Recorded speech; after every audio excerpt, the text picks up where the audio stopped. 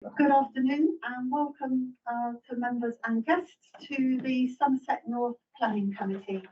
I'm Councillor Cathy Pearson, I'm chair of the committee, and to my right is Councillor Matt Martin, who is vice chair.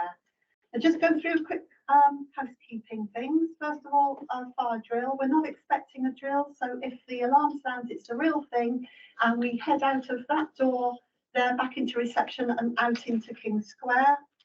There are toilets in reception should you need them, and please help yourself to water for our guests on your left at the back there if you need some water.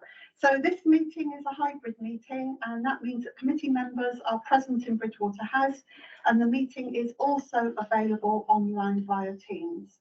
And please note that the meeting is being recorded. Can I remind all those in the room to turn your mobile phones off or to silent? And to those joining us online, please turn off your cameras and microphones so that the meeting is not disturbed. I'll now introduce those taking part in the committee today. To my left are the officers from our legal and democratic team, and to my right are the planning officers who will present the applications. And on the wings of the table are the councillors who will debate and decide the applications. The format will be as the published agenda, and a copy of the officer reports can be found on the council website. Each application will be taken in turn.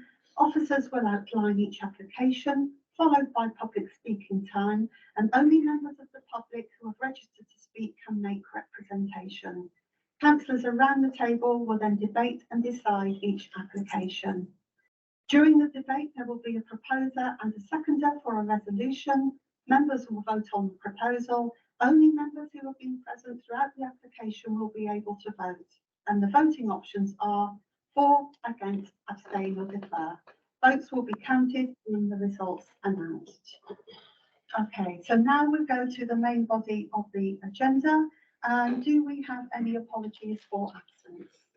Thank you, Chair. I've received apologies from Councillor Slocum and Councillor Smithley. Thank you. No substitutes. No, okay, thank you. So then we go to minutes of the previous meeting. So first one on page 13 on your committee papers, and that is the meeting for the 12th of September. Are they agreed as a correct record, please? We have a proposer and a thank you, and seconded. Thank you. Next to page 21 for minutes of the 10th of October. Again, can we approve those as a correct record? Yeah, thank you, Councillor Ham, and seconded Councillor Ferguson. Thank you. Next to item 3, declarations of interest. Ms. Lehman, can you talk us through the declarations of interest, please? So, can members give me your declarations of interest? We're looking at members who are also a member of the Internal Drainage Board, dual hatted members, i.e. parish and town councils, any referrals, any member who has DPI, and ORI or NRI, which is registrable interest, or any member that may or may not be predetermined. Councillor Filmer. Thank you. I've got NRI on page 61 within my division, but I've taken no part in discussions, and also I was the one who ended up referring it to committee, but I've still got an open mind on it. And I'm also a member of the drainage board, so NRI on that one as well. Thank you.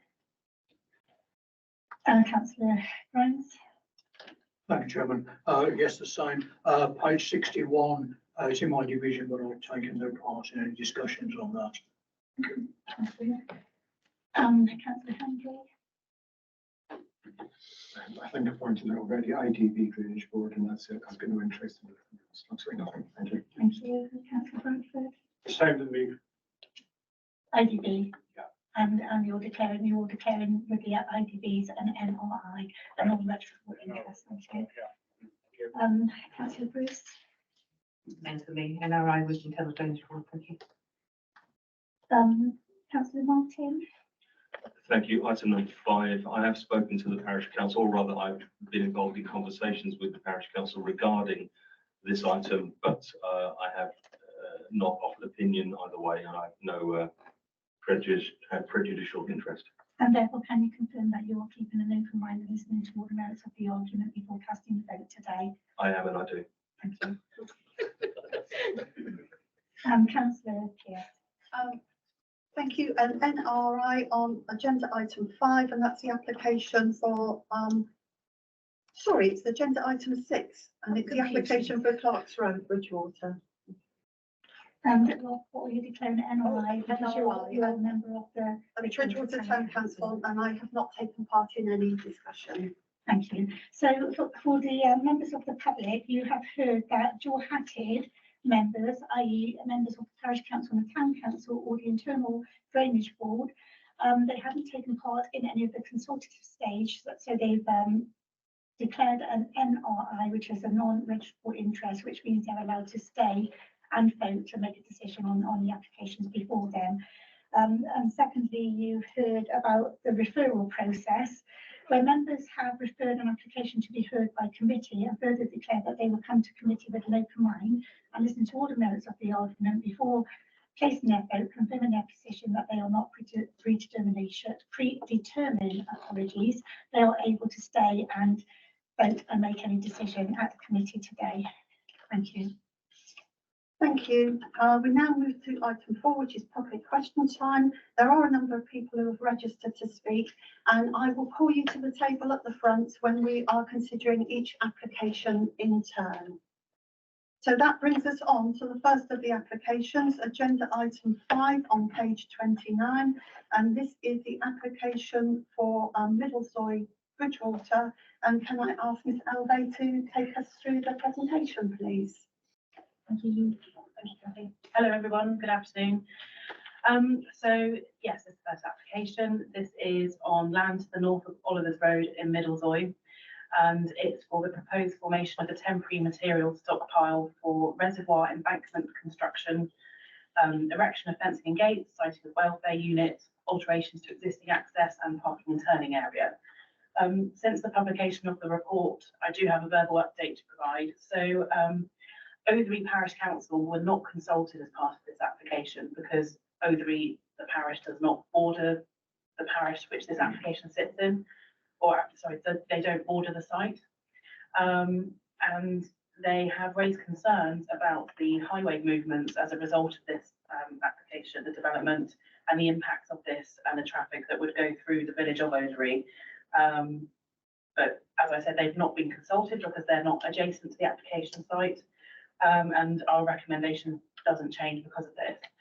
The application itself is 4 members, as Western Zoyland Parish Council, so the adjoining parish, have objected to this application, and because it's a major, it didn't have to go through the referral process, it just went straight to committee. So here we are. So this slide lists the relevant policies from the Sedgemoor local plan and the main considerations when assessing this planning application.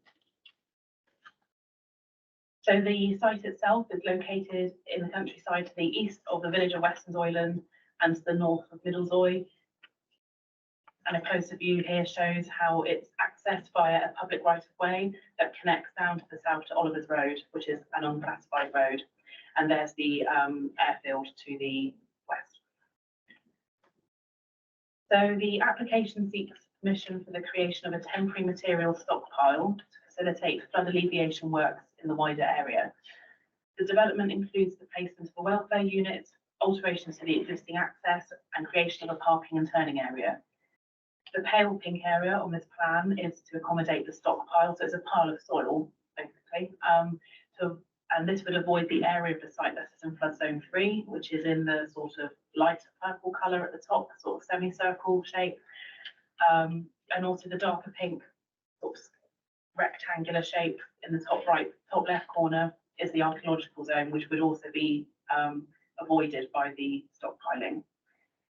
The green area would provide a turning circle and loading area with the welfare unit, plant storage and a car parking space sited in the orange area at the bottom. The site would be then enclosed by Harris fencing, which is outlined with the sort of thicker black line that sort of goes all the way around the site. And the sort of bluey grey colour, which is on the east and west borders, would be an ecological buffer zone. So as briefly mentioned, the proposal itself is to provide a stockpile facility. So it's estimated that the maximum height of the soil heaps would be about 2 metres. The material, once it's been in the stockpile, it would then be moved to 3 nearby what they call reservoirs for essential embankment construction. So they're not reservoirs in the sort of typical sense of, I guess, Cheddar Reservoir or anything like that. It's more to do with like functional floodplains, and that's what they're referring to as reservoirs. And also water cabin would be cited as a welfare unit. So in terms of the moving of the material, so the purple roots, sort of pinky purple, the soil that is to be used is in Taunton, in Runwell in Taunton, so the bottom left of that map. And that shows the route that would be used to transport that soil up to the stockpile site. So it would go via the A38 and the A361.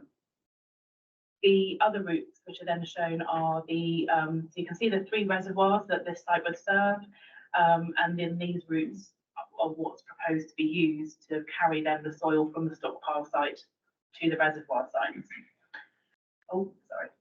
The documents also submitted within the transport statement set out the likely level of vehicle movement to and from the site. So during the 2-week construction period, it's estimated that there would be up to 120 trips per day from Taunton to the stockpile site. And then following this, it's predicted that it would be more than 120 lorries a day to move the soil away from the stockpile site. The reason being that the, I think it's the Curry Moor Reservoir, where there's that dotted part of the route, it's quite limited in terms of what vehicles can go on that route. So they would have to use smaller vehicles in order to carry the material to that particular reservoir, hence why it would be more than 120 trips per day in terms of transporting it to the reservoirs. We then move on to photos of the site. So this is, so I'm stood in Oliver's Road looking at the access up to the site. As you move along the track, there's sort of hedgerows either side, then carry on along the track. And then there, that muddy field entrance is where the site would be accessed, and that green field behind is where the application site is. So this is sort of looking back along the track with the access there, sort of on the corner on the right. And then this is the site itself, so it's currently laid to grass. This photo is looking towards the west, towards the airfield, which you can sort of see in the background. And then wider views of the site, so this is then looking towards the northeast. So when considering the principle of the development, the site is outside of any development boundary and is only supported when a specific locational requirement can be justified. The submitted planning statement sets out that the site has been chosen due to the proximity of the 3 reservoirs that are to be served, and also has appropriate ground conditions to allow for the stockpiling to take place. From what I can understand from the information provided, a lot of sites that they were considering, the soil was too soft, it would be on peat, so it wouldn't be able to support the weight of the soil heaps essentially. Part of the land within the red line is within the flood zone, as previously shown on the layout. However, no stockpiling is going to take place in this area. And considering the justification provided for this location, it is considered that the sequential test and the exceptions test can be passed in terms of flood risk. The LLFA have also reviewed the submission and have provided a condition to ensure permeable surfacing is used. Whilst the site is in a rural location and there are a number of public rights of way in the vicinity, it is noted that, yes, there would be a visual impact from the development during the lifetime of the use, but it is only for a temporary period of time that this use is proposed, and it's also proposed that the land would be reinstated once the use has been completed. And within the office's recommendation is a condition which essentially secures this. The Highways Authority have reviewed the submission and are agreeable to the proposed routes to be used in the construction traffic management plan. The Highways Authority have also requested a road condition survey, and that within 6 months of the use finishing, any damage to the adopted highway would be made good. So that's Oliver's Road. Relevant conditions, again, have been recommended to secure these things. In terms of residential amenity, the closest property to the site is approximately 40 metres to the northwest. So as well as the distance, this is separated by the ecological buffer. Environmental health have not raised an objection either, and therefore, in this respect, it's considered to be acceptable. Moving on to other considerations. So in terms of ecology, a number of ecology reports have been submitted with the application. The ecologist has reviewed these and has recommended a condition to secure the enhancement and mitigation measures which are detailed in these reports. And then finally, in terms of the historic environment, there is an area of known archaeological remains within the application site, and South West Heritage have recommended that a condition is used to ensure that those remains are left in situ. So overall, it is noted that during the lifetime of the development, a visual impact would arise from the proposal. However, this is for a temporary period of time, and the development itself is required to facilitate the improvement of flood defences in the vicinity. As such, the officer's recommendation is to grant planning permission with the appropriate conditions as previously outlined, to ensure that the use is temporary, the land reinstated along with the road made good, the use of permeable surfacing, and compliance with the ecology, highways and archaeology reports. Thank you. Thank you for that. We have two speakers on this item. First one is Mr. Herford, representing Western Zoyland Parish Council.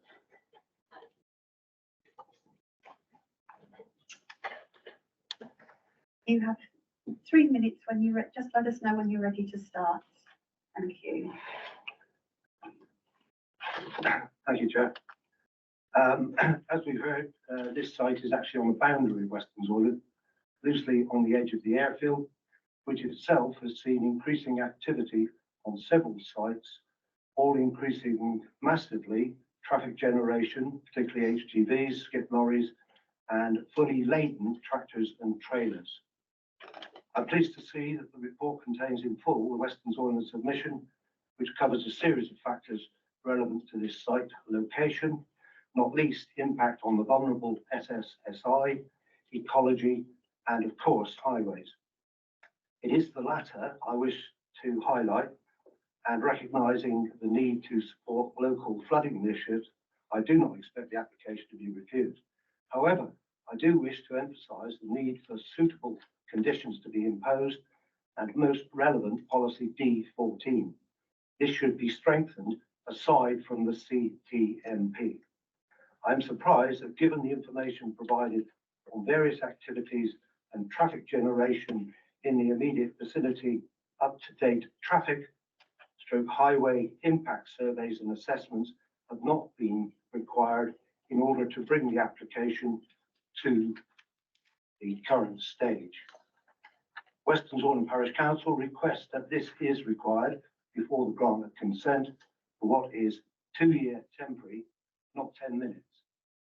There are at least 4 other sites on the airfield, plus the town's skip use of the old Somerset County Council refuse and recycling site, a short distance from this site and the access onto Oliver's Way, and the increasing tractors and trailers through the adjacent access of Oliver's Road that is right next to this particular site.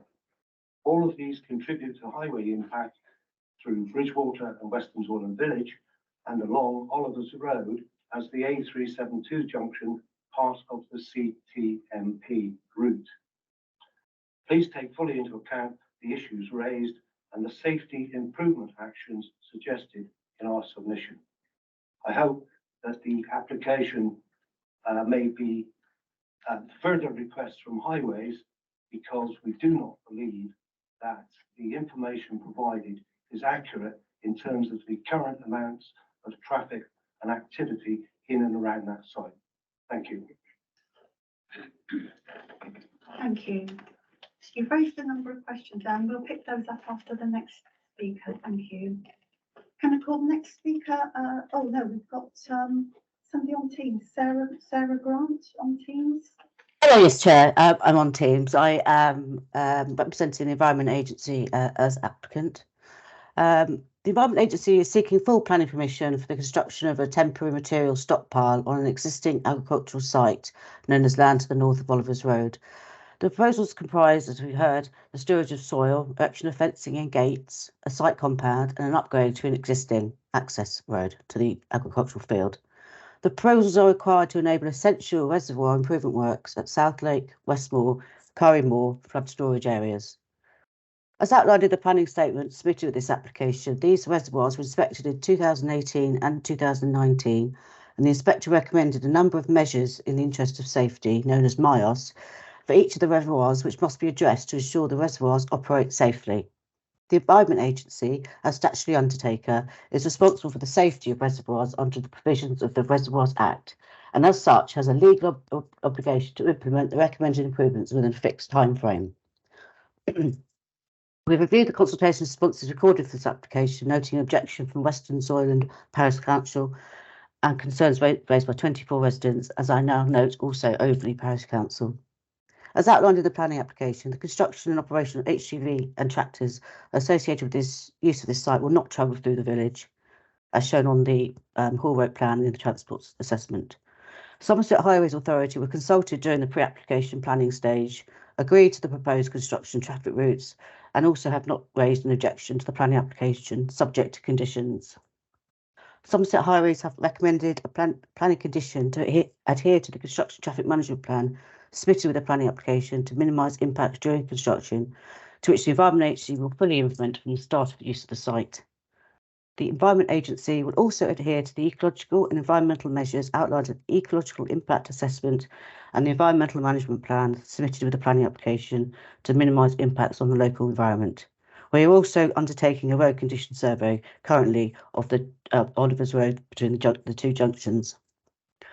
In conclusion, the use of this site for the storage of materials temporarily for a year, it's not now 2 years, it's a year to 18 months, is urgent and essential to facilitate the improvements required at the reservoirs to meet the Environment Agency's legal statutory duties under the MIOS recommendations to ensure future climate change resilience. The site will be fully restored to its original use as agricultural land on cessation of its use as a material stockpile. Thank you. Thank you very much.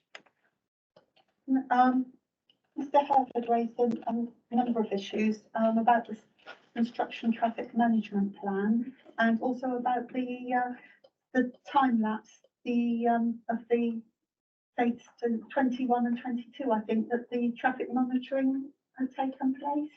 Okay, yes, so is on now, yeah. Okay, so I'm assuming that there's 3 bullet points within the West Soiland Parish Council's response in terms of the actions that they wanted to see in terms of the highway safety concerns. So the first one was requesting further sweat path and turn timing analysis at the junction. We already have sweat path analysis that was submitted as part of the application and were available for highways to review, before they responded with their formal comments. The second bullet point refers to a new traffic survey to inform the decision making around road safety. Again, that there is information within the submitted transport assessment which highways reviewed if they didn't request any further information. And then the third bullet point is to do with introducing white lines, reducing speed limits, preventing mud and surface water in terms of road safety. So, things to do with speeding, that would be a police matter. If they wanted to see particular road improvements, then I would suggest that that's taken up with highways directly. And things to do with mud and surface water, there's parts in the CTMP to do with like washing wheels and all those sorts of things to help manage that. So that's what I would respond to that. Thank you. Members, any questions or comments? Councillor Bolt. Thank you. With regards to the 120 movements, is that return movements? So is that 240 movements or is that 60 movements?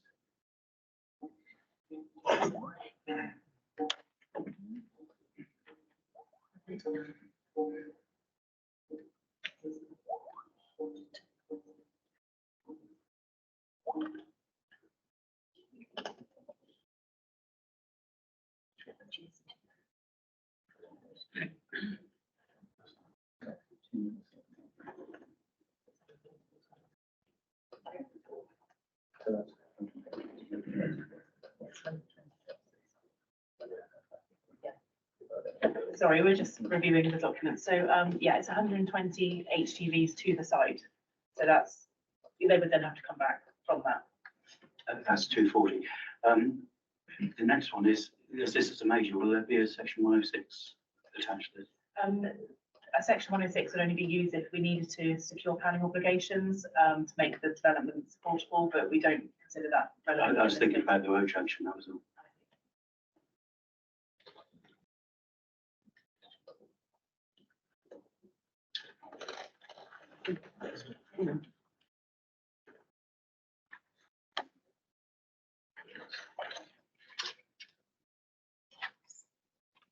An answer was required to that. No, that's fine. It's, Sorry. I'm just working out on the number of movements being Yeah. 240. Yeah. in I that. mean, there is a condition proposed in terms of reinstating the road. So they have to submit a road survey before works take place, and then within 6 months of the site use finishing to have the road reinstated. So condition 7. Who conducts that survey then, or is that going to be highways as well? So they submit the survey and then highways review it and confirm that they're agreeable to it. Thank you. Councillor Hendry. Thank you, Chair. Thank you, Chair. Just so I'm clear, this is a follow on from Councillor Porter. The 240 movements, 120 each way, the one track lane, is this going to be altered, you say? Because if you've got 120 going in, 120 going out, what happens if they meet each other head on? But just so I'm clear about this lane. Okay, yeah, so the CTMP that's been submitted sets out that they're going to be using Banksman to try and manage that. Okay, all right, thank you. Councillor Martin. Thank you, Chair. I wonder if I could ask you please to talk us through that route map that you had a moment ago. Sure. So the purpley pink one that starts in Runwell and Taunton. So the soil, the material that's going to be stockpiled would be picked up from Taunton and then taken along that pink route. So that's along sort of the A38, the A361, and then would go up the dotted part and then the reddy orange bit and then that sort of green bit to get to the stockpile site. And then so that would be during a 2-week construction phase. Once the soil is then at the stockpile site and needs to be moved to the reservoirs, they would then use the other routes. You know, well, it's the same route, you know, but the routes that are outlined. So for South Lake and Currymore, it would go back down I think that's the A361, that bit, or the A38, and then the green route for the Westmore Reservoir. Thank you for that. So can I infer from that, please excuse my ignorance, can I infer that the trucks that we're talking about won't actually go through Western Zoyland? They're not shown as the chosen route. Yeah. Thank you. Councillor Bradford. Thank you, Madam Chairman. Well, these things got to be done. It's a big building development going to run well, Commutrow, doing quite well. And the spoil that's been extracted from there obviously will do a lot of good towards Currymore in future years. People that know that area, Currymore, Othery, the flooding that occurs and things like that, it's very an important thing to try and waylay that somewhere. But the Environment Agency have obviously got a scheme up their sleeve. They're going to instigate within the next 2 years. It's a temporary site for 2 years. And will that be reviewed after 2 years or? So the recommended condition, the wording provides the use to be completely stopped and the land reinstated within 2 years. In 2 years, right, okay. And if I was a lorry driver, I'd want to come through Othery, not through Bridgewater. You've got to go through Taunton to start with, from Runwell, Commutrow.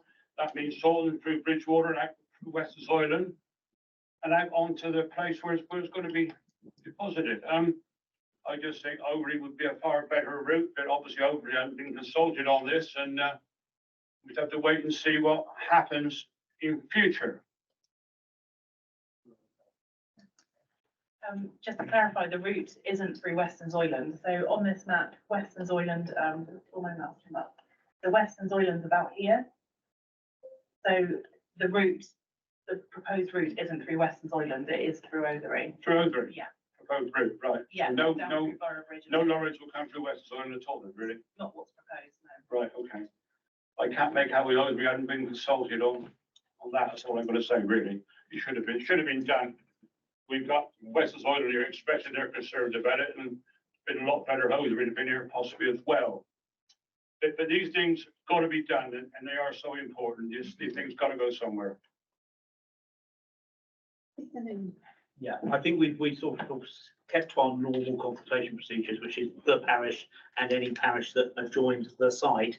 On something like this, if we start to extend that through every parish that those routes cover, I think we would, it would become unmanageable. I think we have to accept that once the traffic is on the road, then down to the highways department to assess the impact. We can't consult every parish along every route as we envisage, unfortunately.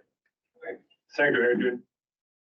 I had a lot of experience with this when the M5 was being built through North Heather and went for a bit of harm actually. And what they agreed Monday, but the following Friday was a load of rubbish. You were powerless to do anything about it. That's what I'm going to say. Thank you, Mr. Chairman. Thank you. Can I just ask about the vehicle movements, given there are a lot on narrow roads? And you mentioned about a banksman, was that sort of is that the person that coordinates the traffic movement? I'm just wondering, beyond that, is there any scheduling in place just to make sure we don't get a traffic jam of lorries queuing? Because the site does seem tight.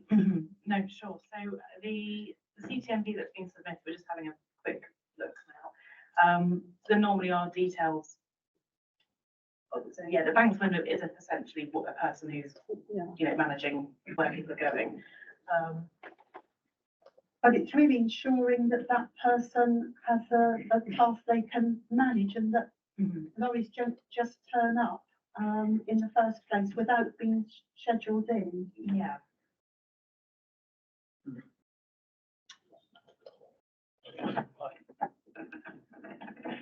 I think in this instance, the applicant, the Environment Agency, is essentially controlling both ends. They're doing the works down the reservoirs, down on the moors. They're running the stockpile site.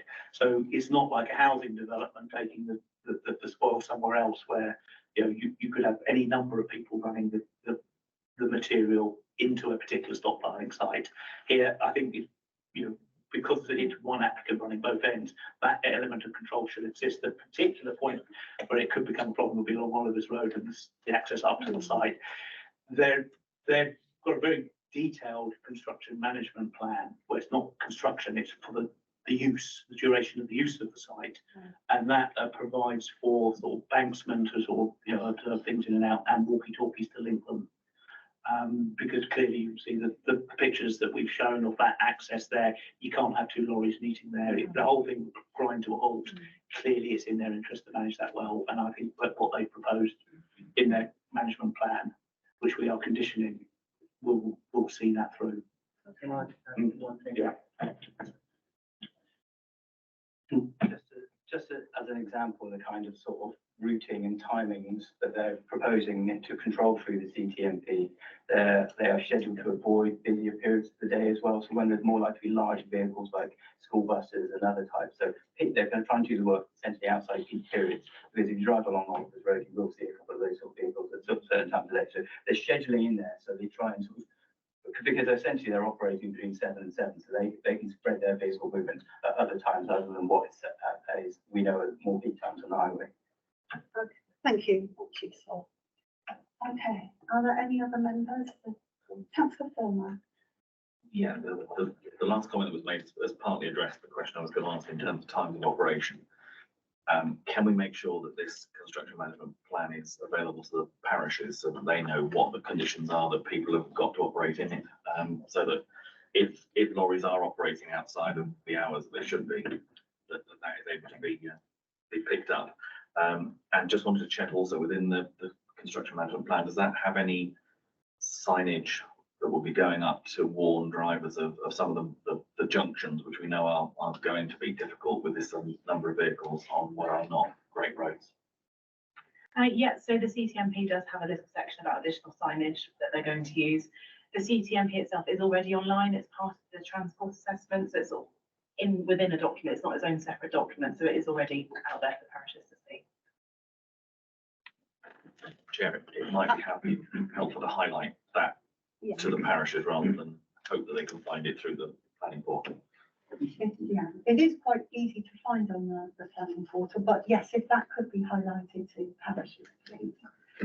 Councillor Martin and Councillor Bolt and Councillor Hendry. Thank you, Chair. I think Bob's pretty much said what I was going to say.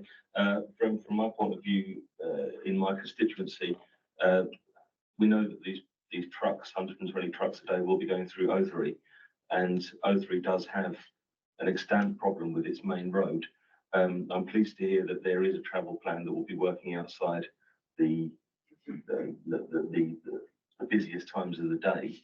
I don't know how we could sort of make sure that happens, but that main road in O3 does get sticky at several times in the day. So I think a word down to the parish councils, to the O3 parish council, will be a useful thing. I mean, as Alan said, Councillor Bradford said, we know this has to happen. We just need to make it as elegant as possible. Thank you. Thank you. Councillor Bolt. I think we all know that these remedial works have got to take place. But my concerns are, if we talk about 120, that's 240 movements. That means that's 3 a minute over the 12-hour day. And if they're going to be times when they're not going to be working, that's going to be, a lot of traffic, which has got to be managed. And if anybody's delayed, that's not a road that you want to have 3 or 4 lorries waiting to turn in and having to wait there with traffic going to have to go around them because they can't go up and down the lane. Is there going to be a review of the traffic management at any point? I haven't seen it in any of your conditions. I don't know if that's in the traffic plan.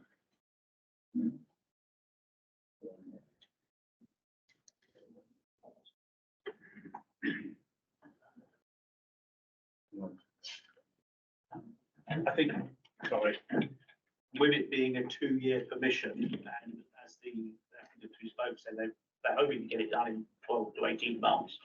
Within 2 years, I suspect, there wouldn't be that much opportunity to review and change things.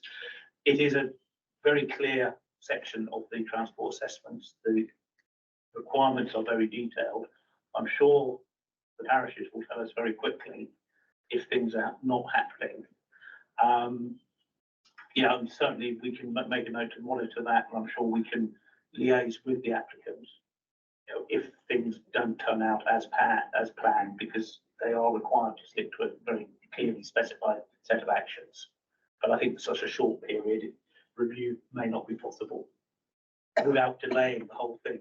If we have a 3-month review period, I suspect their construction timescales won't allow for that. I'm not looking at a full review. What I'm talking about is if they're finding that they've got traffic backed up, are they going to put in temporary traffic lights so they can actually park there to pass them through? Because I just don't see them being able to get that many vehicles up and down per hour that they're projecting in a 12-hour period. And you said that there's a time of 7 to 7. It's got to happen, but I'm not quite sure that they've got that bit right.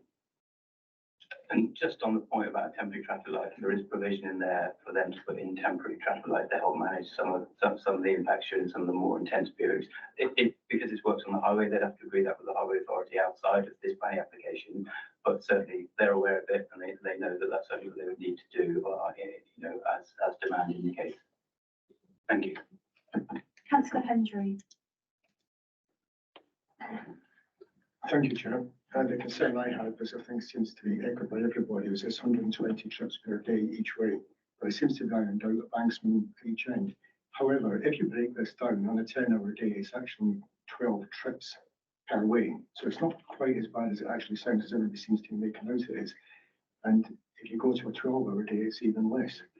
So there's not such a great big problem as I first thought. It seems to be bandied about here. I have read the paperwork on this, that's fine. I've listened to the conversation here to everybody say they've made my own mind up anyway, so I'd like to put forward the officer's recommendation to grant permission. Thank you. Thank you. So we have a proposal to agree the officer's recommendation. I set a seconder. Councillor Bradford. All those in favour, please show. 2, 3, 4, 5, 6, 7, 8, 9. That's unanimous. That's unanimous. Thank you very much. Thank you. We now go on to agenda item 6, which is the planning application for an application at Clark's Road, Bridgewater, on page 43. Mr. Titchener, if you'd like to take us through, please. Thank you. Thank you, Chair. So yes, this is an application at Clark's Road. It's for the demolition of an existing commercial building and the erection of detached residential dwellings with associated parking, amenity, landscaping, storage and boundary treatments. So it's before members because of the objection of town council and ward member. So just for context, we're in a very central location. We're very near the train station. On the screen, there's the train station. This is Clark's Road here. So it's the cul-de-sac at the end, access of the 372. So it comes down here, and there's an old commercial building at the very end of the site. The railway line runs along the western boundary of the site. And then I had to flip this just so it's oriented in the same way as the previous map I've shown, but effectively this is the red line of the site showing the existing commercial building, some of its parking and its rear yard area. The railway line runs along its western boundary.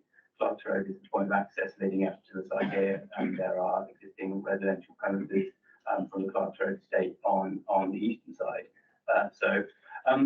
The site appears to be a leftover piece of land from when the wide area was redeveloped, when as I understand it, the sort of Clark's Redgate factory was that whole area was redeveloped. So this parcel, I assume, was in separate ownership and was not part of the comprehensive redevelopment at the time. When that estate must have been there 20, 30 years, I'm guessing now. So it's a residual bit of land. It's a pre-war commercial premises of corrugated sheet metal, as I say, the residential properties nearby. The planning history is relevant. I'll just take members through some of the background just to say how we've got here, because this is the third application that we've had in 3 years on this site. So the first one was the bottom one, so that came in 2020. So that was the erection of 4 dwellings and a commercial and office building on site. So that was refused planning permission by us.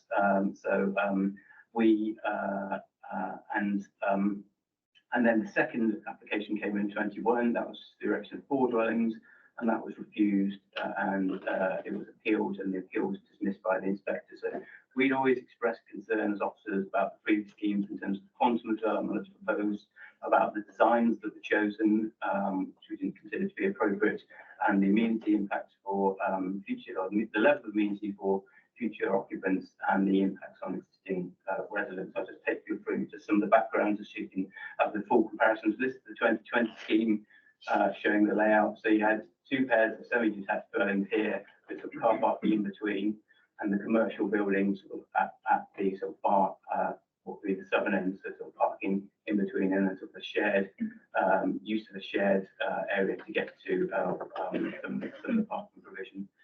So we were concerned about sort of the quantum of development on what is a relatively small site, and we also had some pretty significant concerns about the designs. So the elevation that would have fronted the street scene, so the east-facing elevation, the elevation that the existing properties on Clark's Road would have looked at, is this elevation here with these bricked up windows. Then the properties would have been sort of, their fronts would have been on the side. They would have had windows of very close proximity to it, so sort of quite a bit of intervisibility between those there. So we had concerns about that in terms of amenity and what it meant for the street scene. So that was the initial scheme. Then we got a revised scheme which dropped the commercial buildings, that moved all the parking to this end here. So that's quite similar to what we've got now, but the designs were fairly similar. We're still talking about 4 dwellings. The designs hadn't changed significantly. The road facing elevation was this, but these windows were all to be obscure glaze, which was to address some of the amenity concerns, but to be honest, it didn't really add very much to the street scene.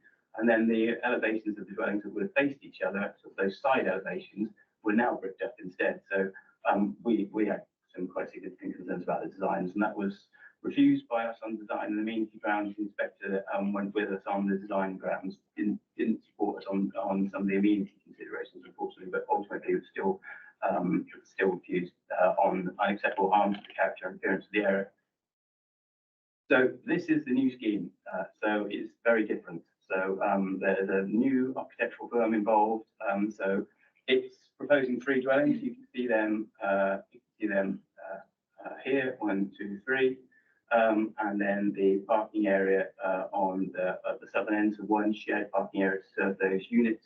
It did originally come in when this application landed as a 4 dwelling scheme, so we pushed back on that. We said still got 4 is too much. We'd always been of the view that 4 is too much, so it's now down to 3. That allows for greater separation between the units, so more space for the individual plot owners and less massing in effect in views, so less building in effect to look at when viewed from the properties opposite. So and basically just helps to reduce the density overall. And then the designs, so these are the designs. So there's 2 dwelling types that are proposed, type 1 and type 2. So there's 2 of type 1, which is it's a 3-bedroom unit. So it's a very contemporary design. So it's very different. It's very trying to be it's very much its own thing, using sort of contemporary form, contemporary materials. So it's a 3-bedroom unit. They do make use of traditional materials such as brick, but in combinations with sort of other contemporary materials. So it's designed clearly unique, but in terms of its height, the plot spacing, that sort of reflects the pattern of development locally, but acknowledging that its appearance is very much its own thing. And then, yeah, you can see here, just in terms of the floor plans, you've got an open plan, sort of internal floor plan. The property is slightly an angle to the street scene. And then upstairs, you have 3 bedrooms and sort of the 1 large bedroom. And then property type 2, so of which there's 1, so this is the middle one in the scheme. So that is its front elevation, so it's very contemporary in appearance. Again, it's a 3-bedroom unit. It makes use of these narrow slit windows on the front, so there's some of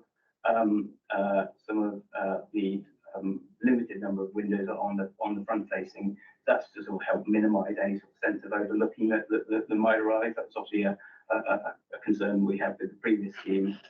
So I just wanted to make a note that we do need to do a small update to the plans list. There was some inconsistencies between the floor plan that was shown and the elevation, so they didn't quite match up. One of the house types had got sort of mixed, so there's no new information being put out in the public domain, but when we did the reconsult, there was just an error on the plan. So on the final plans list, if members are minded to approve it, we just need to update a number of the plans just to reflect. So effectively, if it gets consent, they can build it out in accordance with the plans as approved. Again, it's very much a contemporary design, and then so next slide, and then just some of the materials palette. So this is the type 1. So it's proposing sort of buff brick with projecting sort of brick detailing as shown on here, just for interest. So we've got some metal sheet roofing. You've got aluminium coping, so very much sort of a very contemporary look.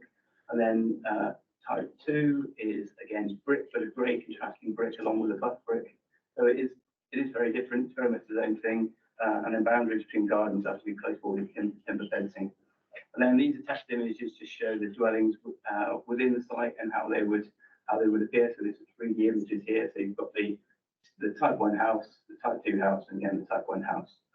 You can see how they've been trying to position, especially now that it's been able to drop to 3, just to get a little bit of an offset from the dwellings opposite in terms of how any views out. So that the views outwards are sort of as much as possible through some of the gap dwellings, so it's not, you don't have a full extent of massing, which is very much what we would have with the very wide refuse schemes. So we've got a bit of separation here. So and then just some photographs of the site. So this shows the existing commercial building. So it was been accepted on this application and previous applications that the building is very much of its time. It's got very dated, certainly not thermally efficient, and is would be a very limited sort of appeal to sort of the commercial the modern commercial market.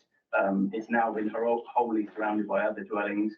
The other former employment uses have gone. So the principle of the loss of the employment use is not something that we've contested on this or any of the previous applications, and it wasn't something that the inspector raised any concerns about. So we feel that the principle of the redevelopment of the Brownfield site is acceptable. So these photos just show the rear of the top end of Clark's Road. Top end of Clark's Road, so the top photo just shows the sort of very sort of clipping the edge of the building and sort of the yard area that's got out the back, just sort of fenced off. The lower photo just shows the yard. So just an external storage area, so that would be refurbished part for this. So the top photo shows the building in the context of the street scene, so you can see the existing dwellings, the existing dwelling types on the opposite side of the road. So the new units reflect the heights and density and spacing of those units, as I said, whilst adding their own interests to the street scene through their contemporary appearance.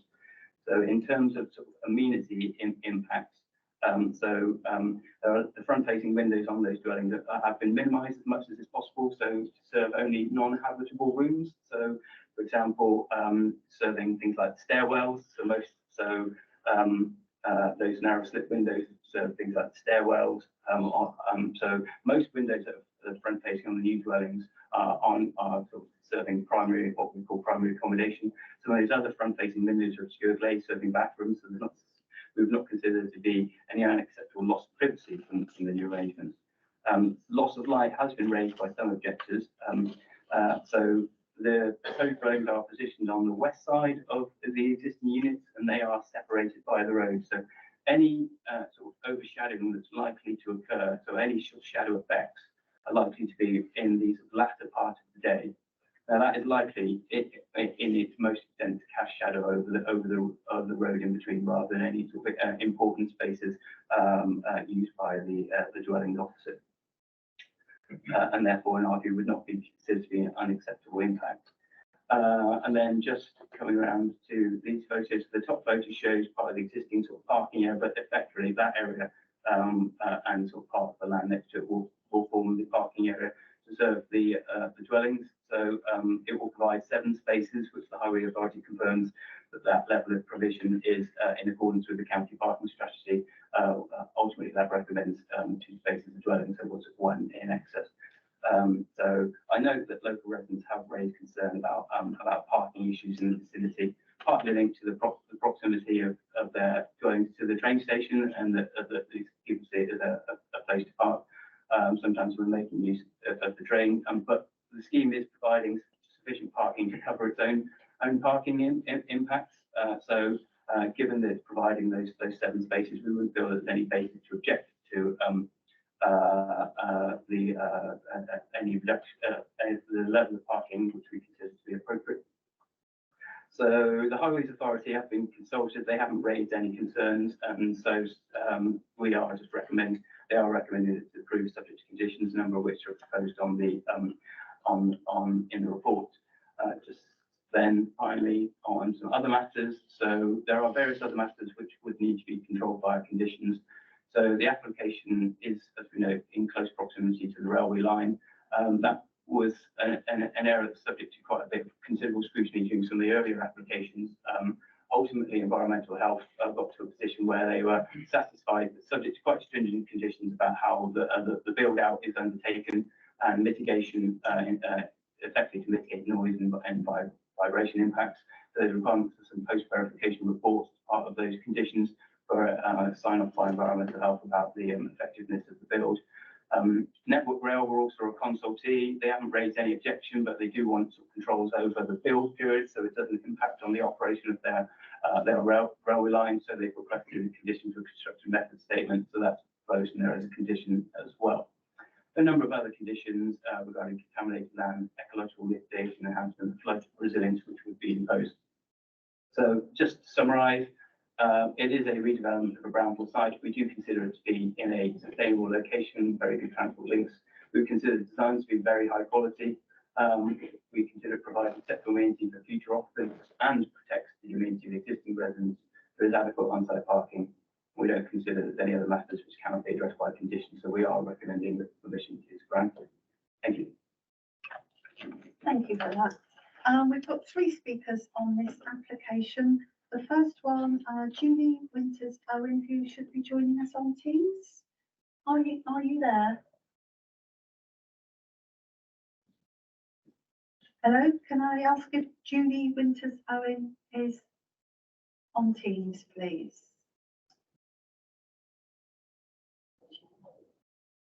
You may be on mute if you'd like to just check, because we cannot hear you.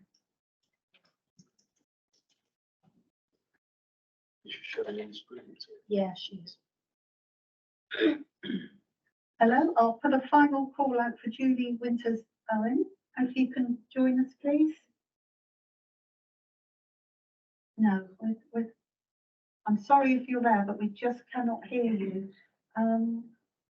Leda, can I ask if you could read her submission, please? 2 seconds.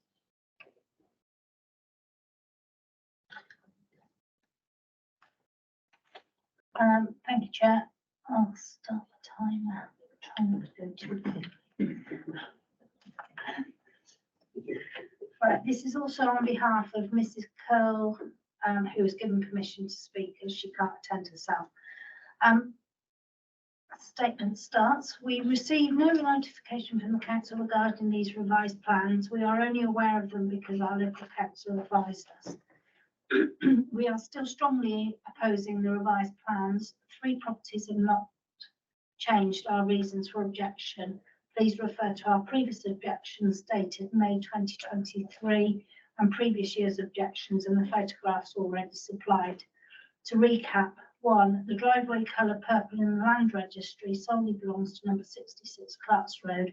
Number 68 Clarks Road has right of way only to number 68. A copy of solicitor's letter was provided to confirm this. The removal of the safety barriers by the owner of the building, 9 in total, resulting in our safety and that of the proposed occupants being put at risk. In addition to the previous objections raised, the proposed properties are much higher than the current building. They will severely impact our privacy and light. They are not in keeping with the surrounding properties and will, as previously stated, impact on already overcrowded parking in Clarks Road. Photographs previously supplied. The distance between the proposed properties and our boundary is not sufficient to allow reversing safely without coming onto our land. Again, that land driveway belongs to Mrs. Curlins, number 66. Surely this fact cannot just be ignored, can it? We request that you carefully consider our and other previous objections and the evidence already submitted.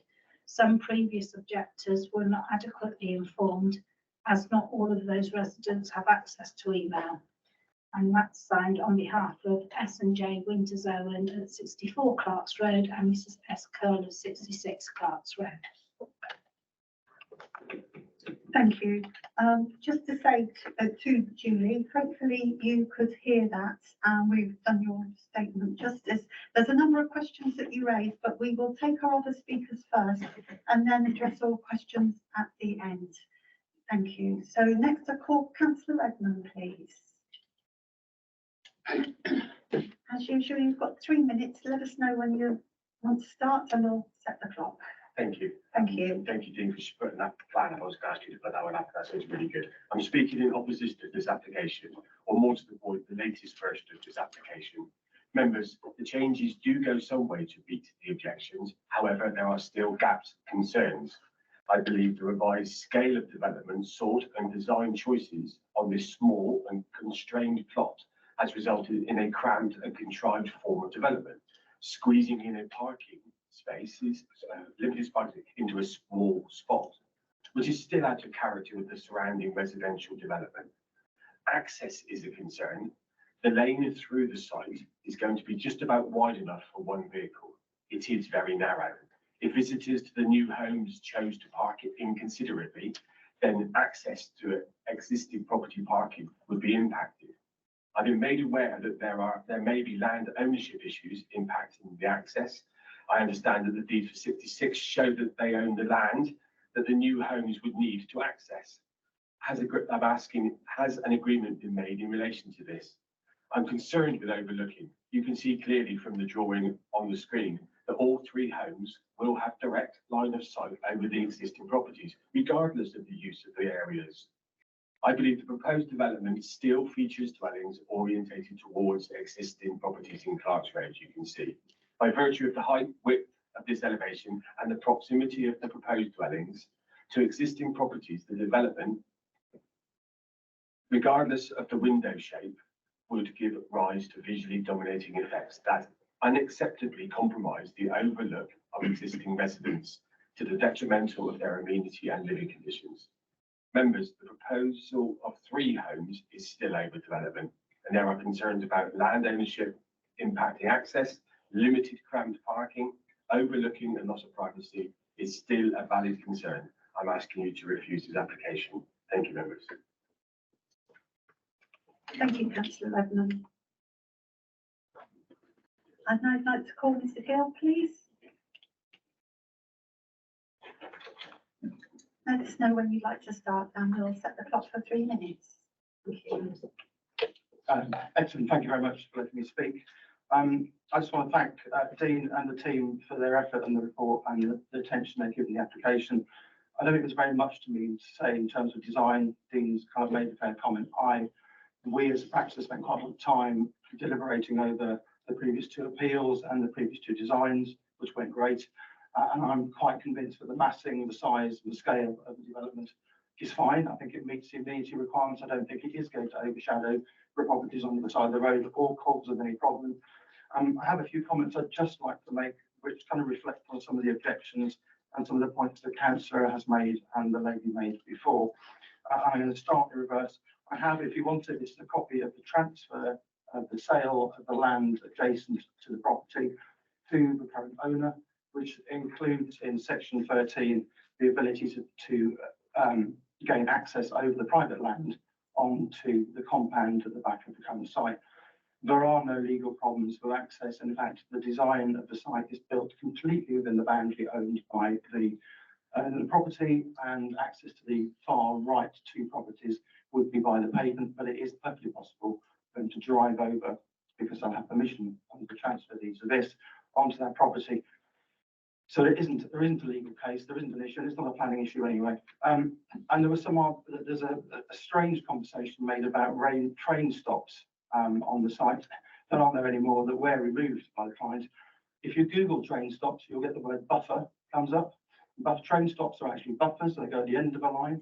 What was removed from the site are some historical concrete blocks from the Taunton stop line from 1940 when France was invaded.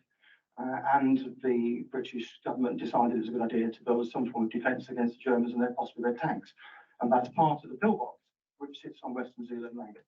So there isn't any issue. And secondly, if you do a bit of a health and safety risk assessment, I'm sure if you crash the train into those blocks, it's the people on the train that suffer from an injury, not the couple of houses and not the rest of the train line from Bristol to Penzance. It doesn't have them either. It's a bit of a misdemeanor. It's not true.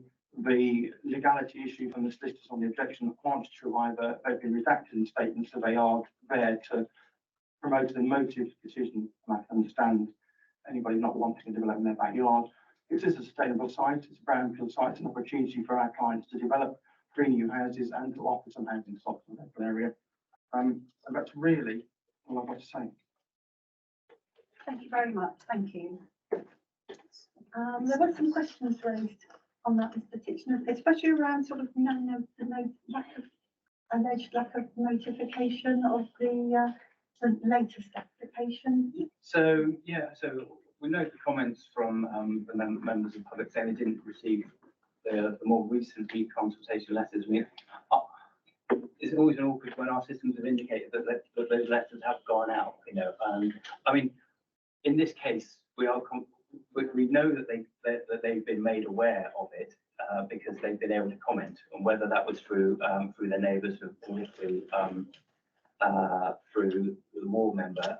Ultimately, it's not been prejudicial against them because they have had the opportunity to comment, and many of them did when the reconsultation took place. But I note the point, that they've raised.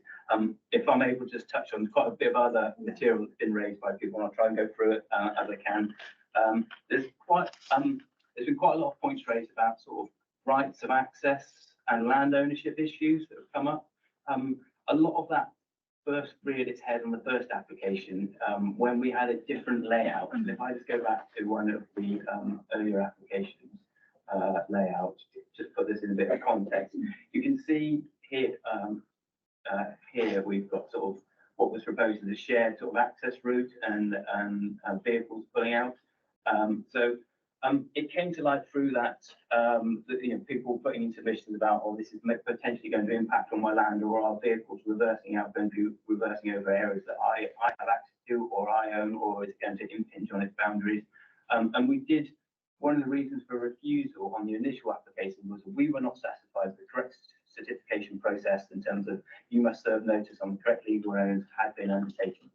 We have a different layout now, as shown here. So the parking is up here, so there should be no need for parking to affect anyone else's land over here. But nonetheless, we are satisfied that the correct notices have been served on the correct landowners as part of this application. And in terms of what we have to satisfy ourselves, that's it in terms of the legal point, in terms of ownership. So, and in effect, cars emerging from here would be able to turn on the public highway, because the public highway comes up to here. So there should be absolutely no reason why, with the scheme we have in front of us, that anyone else's land should be impinged through such as things like vehicle movements. The point about the safety barriers, whether or not there are these, there were safety barriers within the rear yard of the plots. All we know is that Network Rail have been consulted on the applications. Network Rail have never raised any concerns about that as an issue for us. So in terms of whether that's something, there isn't really a lot there for us further to take into account. The statutory body is fine with the scheme, subject to the construction management condition which they wanted to impose. They haven't raised any concern, and therefore it isn't considered to be anything we could take any further. I think Mr. Winter's own raised a point about the proposals are higher than the current building, and that is true. So I think there's about 1.3 metre difference between the height of the existing commercial premises, which is obviously a lot longer, and these buildings, which are going to be about 1.3 metres higher, but narrower. But yes, they are higher. I mean, they are two-storey dwellings. They kind of mirror the heights of the properties opposite. And get away from that. And they raise a point about whether they're not in keeping. I don't think that this is a contemporary scheme. They're going for a contemporary approach. That's not what they're trying to do. Our policies allow people to bring forward contemporary schemes. And actually, in this location, we find perfectly acceptable. It adds interest to the street scene. We don't consider it to be harmful to the street scene. Actually, in our view, it would be complementary. Let's see what else. Councillor Redmond raised about the scale of development. Also, as I've talked through my application, we've been seeking to reduce the density and scale, and we've got it to what people can see in front. Generally speaking, the plots are actually more generous than the ones, some of the ones on the opposite road, or at least sort of contemporaneous with them. So actually, we don't feel it's out of character in terms of the plot spacing, the overall density of development. So in terms of whether the lanes wide enough, well, the Highway Authority have considered the application in detail. They feel that it's acceptable. They haven't raised any concerns about the width. So in terms of overlooking impacts, I've sort of touched on that before, but the architects have been quite mindful of trying to have an acceptable relationship with the properties on the other side of the road. It is quite a constrained site. It is quite a difficult site to design a suitable scheme. And I think they've had to be quite clever in the way they've done that, which is why they've made use of having the stairwells as that feature, so you get light into the front of those new properties, or you use those slip windows, but actually you don't have it as rooms that are primarily habitable rooms. You focus the habitable rooms, the places where people go to spend much more time on the sides and the rear of the building, just to reduce those opportunities. So I think it's a difficult balance they've had to do, and I think it's been executed well in this case. I mean, I appreciate other people may have different views on that, but I think that in terms of an architectural response, we feel it's a good one. And hopefully that has covered everything you've all brought up. If I've missed anything, please let me know and I'll try to do my best. Thank you, Mr. Titchener. Members, any questions, comments? Councillor Bruce. Thank you. You mentioned that when the estate was originally done 20 years ago, was an area that wasn't developed because there was an existing building there. Can I ask you to go back to the aerial picture of the site, which shows the railway line? It's quite hard to see on this one, to be honest, but if you were to look at that in more detail, you wouldn't see any other houses, residential houses, that close to the railway line.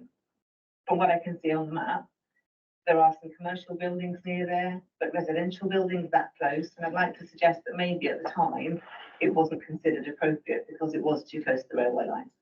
So I don't know whether, obviously, a long time ago, but looking at the map, I can't see any other residential buildings that close. So I would suggest it's probably not a great location for that in the first place because of that reason. And I think also there's, I'd like a bit more information in terms of the turning of cars. So in front of the actual properties itself, I know that the parking is obviously at the beginning of the area, but people are still going to take their cars to the front of their properties for shopping or whatever. So when they're there, they're going to have to turn the car around. And that's, are they allowed to move their cars onto there? Is there anything to prevent them?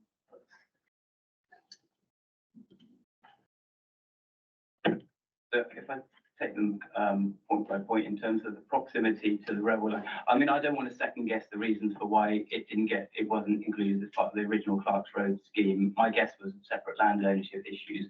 I wouldn't want to presuppose that its proximity to the railway line was the reason. What we do know is this isn't the only site close to the railway line that has been granted consent in the district. Schemes do come forward next to the railway line. I think there's a scheme on Old Saints Terrace, which is very close to the railway line, so just on the south side of Western Zoyland Road, which has sort of recently been it's been constructed 2 or 3 years, I guess now, but that's a similar sort of proximity to it. And also, the environmental health have been through a very sort of detailed process for the applicants in terms of assessing noise and vibration reports to get us here. They are the technical consultees. They have advised us that they are not objecting on the basis of the information provided. So I would be very cautious about trying to refuse an application against when our technical consultees are saying it's okay. I get it is next to the railway line. I'm not trying to get away from that, but ultimately, in their view, they're saying it's okay. In terms of the parking, if I come to the layout, those layouts. I mean, it's not as long walk from the parking area to the properties. I would suggest that we are not able to control where someone's going to park their vehicle ultimately, but they will have to park it somewhere that they are legally able to. They have a designated space provided here, and that's what we can provide to them. And in effect, they are going to be blocking access to someone else's property should they try and sell it, and that may well be a civil matter in itself. From our point of view, we can just provide the spaces. We know that it's not an unreasonable distance away. We've seen with the use of parking, small parking areas serving properties elsewhere. So, we make the provision. We can't always control where people can use it, but I would suggest that they're trying to park anywhere else that actually they're likely to give themselves a civil issue, because those other properties will need access to their own driveways.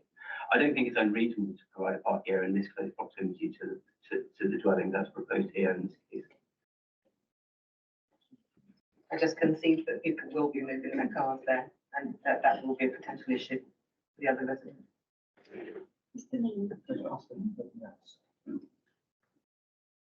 Just very quickly, looking at the screen.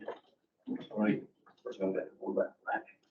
Picture, the flag, the layout drawing. Just quickly referencing the highway records. This here, that's the extent of the adopted highway up to, so this is basically, that's public highway there. There's a little bit of it seems like it's pavement included around her there. And then this bit up here would appear to be private. Now, just in the same way as currently, if a visitor to this house decided to park over here at the moment, there would, yeah, that's just a matter between the owner of that car and whoever thinks they own this area here. Same with anyone who's sort of fly parking whilst using the railway station. That situation will be no different if the owner or occupier or a visitor to any one of these three houses went there. It's not a matter that makes it unsafe or unacceptable in highways terms. It is just simply a matter that the public road stops before the end. And at the moment, if anyone parks there, there's a mechanism to resolve that. I accept your point though, of course, it maybe makes it slightly more likely to happen in that someone here may well just pull up there while they're unloading their shopping.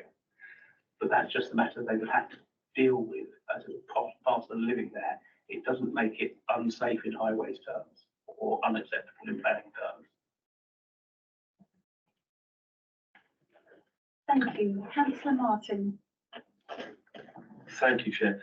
Thank you, Dean, for that most comprehensive report.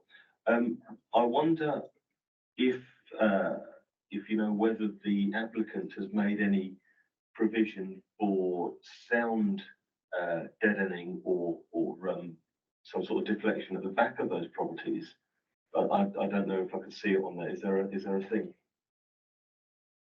So, yeah, so the noise and vibration mitigation reports are submitted as part of the application in order to satisfy environmental health, have specific mitigation measures included in them. So that's not just the thermal sort of build of the property, it's actually in terms of the build of the fencing as well, that delineate the rear of the property. So that needs to be a certain types of material. Basically, it's a certain density of material which is more likely to sort of mitigate some of the sound impact. So there's very detailed specification of all those elements set out within the reports, which is part of the conditions.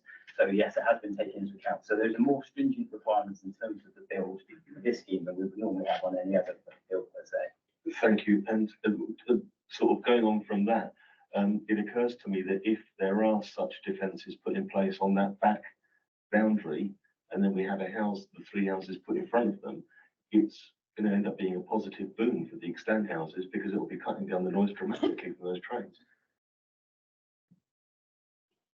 That may be the case. I mean, certainly it will be, the fencing that's going to be erected is certainly going to be better than what's currently delineating the site from the railway at the moment in terms of its sort of, sound and acoustic properties. Thank you. Councillor Bradford, Henry, and then Filmer. So Councillor Bradford first, please. Thank you, Madam Chairman. We're never going to move the railway line, that's one thing out of the way to start with. Planning officers have gone for a lot of work to try to accommodate this. It's a very difficult site to keep everybody happy, I think, but I think the cut back in the number one dwelling to start with and making the parking a little bit better goes a long way to make it much different. I can remember all these arguments came up about 3 years ago when I was on the planning committee, but a block of flats on the side of the road. Big tall block of flats, right opposite, right bang close to the railway anywhere. In fact, closer to the railway line than what these are. And there was a lot of opposition to it then, and people were saying, "Oh, the parking, know that." I was one of them, but it went through. And when you look at it now, it's that's remarkable, I think. I think that site was really an untidy site which was cleared, and what they built there in place of is actually remarkable. So I'm gonna move this recommendation, Madam Chairman. Thank you. So we have a proposal to agree the officer's recommendation to grant permission. Councillor Hendry. Would I be able to just clarify one thing? Because I mentioned we need to just update some of the revision numbers because of that recommendation would just need to incorporate those updates to the plans. I assume that's okay. Yeah. Councillor Hendry. Thank you, Chair. Sorry, thank you, Chair. I've read through this in some detail here, and it caught my attention this week. I think overall it's actually pretty good. If I took you straight to page 51, last two paragraphs, running into page 52, policies D13 and 14 of the local plan, without actually reading those sentences to you, are all okay and complied with. One of the things here that take my attention is Network Rail don't really have any problems to speak of. They're only asking that they're own infrastructure is looked after at the time of construction, if that be the case, so they don't encroach on the land that belongs there. Flood zone 3, although it's an area of high risk, we have built on that many times before, and Eastern Bridgewater falls within that zone anyway, so that in itself is not anything up for debate. Generally speaking, overall, without dragging this out, starting into court policies, I'm in favour of this. I think it's really good. And the last point would be it's kind of a bit of an infill. And I will take one last point on it. Councillor Martin pointed out, which didn't even occur to me, that the 3 new properties would be a natural bund for sound coming into the existing houses, which I hadn't even thought about that. But yes, you're absolutely correct, I think. So on the basis of all that, I would like to second the proposal. Thank you, Madam Chairman. Thank you. Councillor Filmer. To be honest, Chair, the others have picked up the points I was going to raise, so there's no point in me raising anything else. Okay, thank you. So I'm not seeing anybody else who wishes to speak. So we have a proposal from Councillor Bradford and seconded from Councillor Hendry to recommend the officer's recommendation to grant permission with the additional that the floor plans need to be amended. Yes, there's a handful of little plans in there. They're all out on the screen. I can't hear you. Oh. Okay, right, I'm quite, yes. Yeah, it's not just floor plan, there's a list of a few, just because the types are listed on a couple of the plans, so they always link together, but essentially it's all as shown on the screens, but we just need to make sure that's tidied up. Okay, thank you. So all in favour, please show. So 1, 2, 3, 4, 5, 6, 7, 8, 9 in favour. And against. 1 against, that's 10 members. Okay, so that is approved to grant permission. Thank you. Okay, so we will now move on to agenda item 7, which is the planning application on page 61 for Cottage Farm Nursery at Edithmead. Mr. Evans, if you'd like to come forward, please.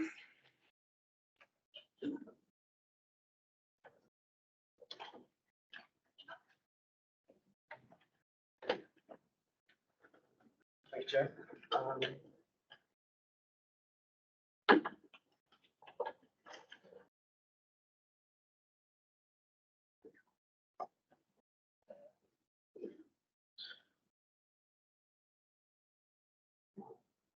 Okay, this application relates to an existing nursery building, which form part of the Rose Cottage Farm Nursery, just within Edithmead.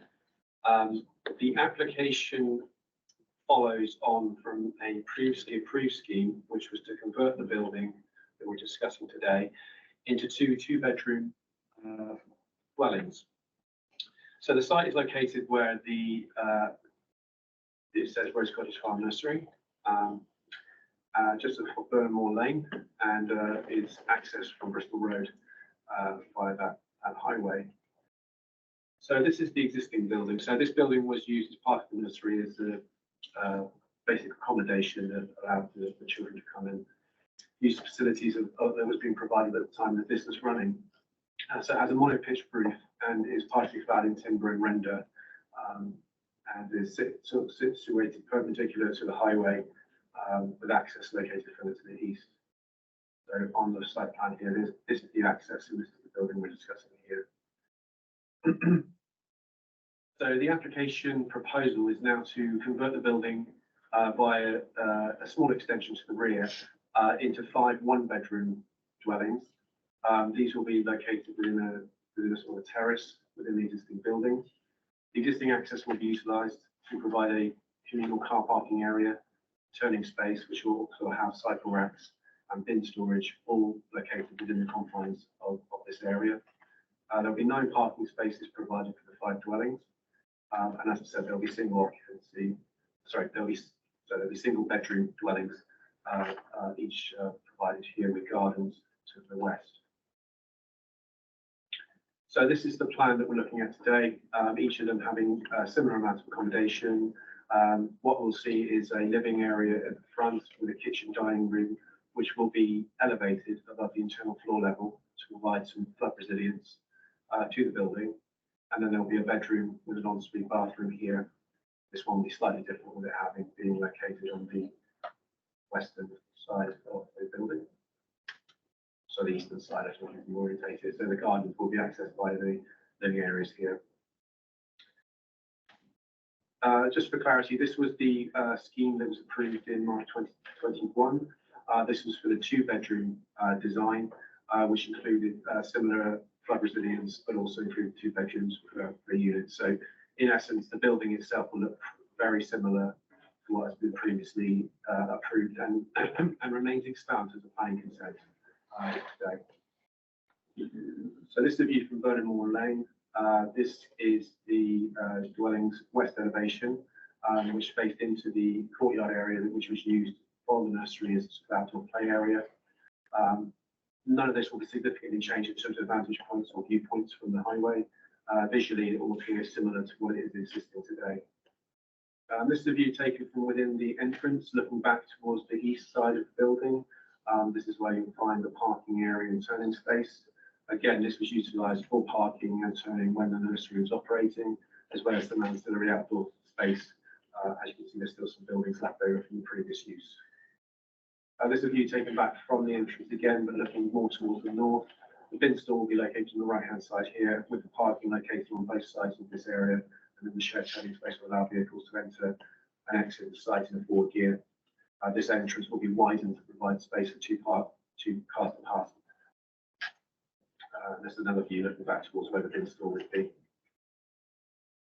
This is a view taken from the street, from the road, sorry. So looking back towards the existing canopy that's there, and the access will be widened to allow, like I say, two-way traffic to flow. The Parish Council have raised concerns over the impact potentially on highway safety as a result of the development, particularly in regards to visibility. So just taking a few photographs of the view looking back towards the west, back towards the A38 in the distance there. As you can see, the existing entrance onto the highway provides sufficient visibility, and this won't be affected by the scheme. Likewise, back towards the east, towards the motorway bridge in the distance. Again, visibility is quite well provided for the moment, and this will continue to be the case. So, in terms of, sorry, I thought there was an extra slide there actually. I thought there was going to be something of, sorry. Is it okay just to just have a little bit of a, sorry.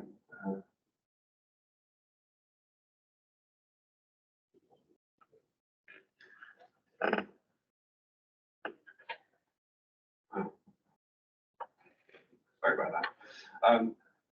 So, like I said, I was going to go back onto the issue of the access with regards to the onto Burnham Moor Road, onto Burnham Moor Lane, sorry, onto the Bristol Road. Further out, the visibility space looking onto Bristol Road is quite well catered for in terms of looking both towards the north and south. So in terms of the highways side of things, the county, sorry, our highway colleagues have raised no objection to the scheme. They have noted that the number of traffic movements associated with this proposal will actually be lesser than the nursery when it was operating at the time.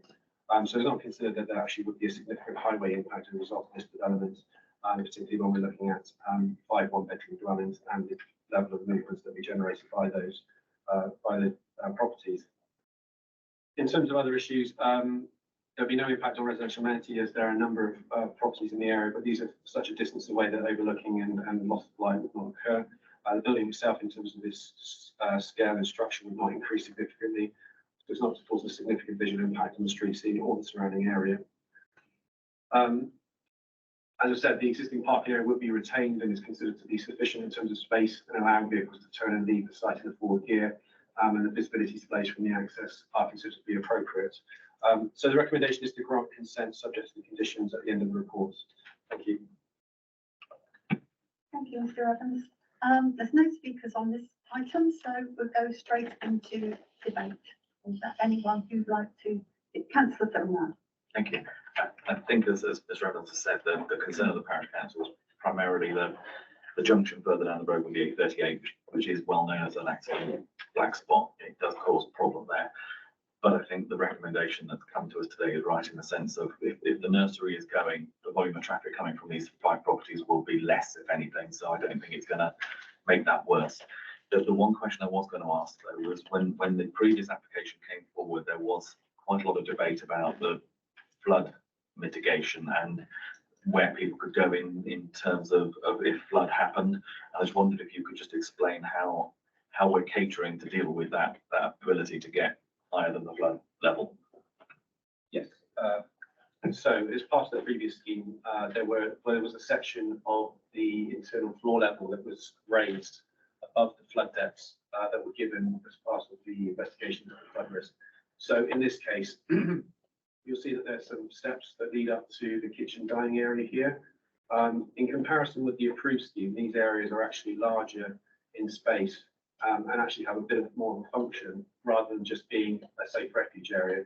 So what we have for each of the units is an area where they will be able to go if there is worst comes to worst flood that involves the ground floor being penetrated by water. There will be an elevated area here, which I believe was set at a level, I think, about 1.2 meters above the internal floor level. I think it was on the, sorry.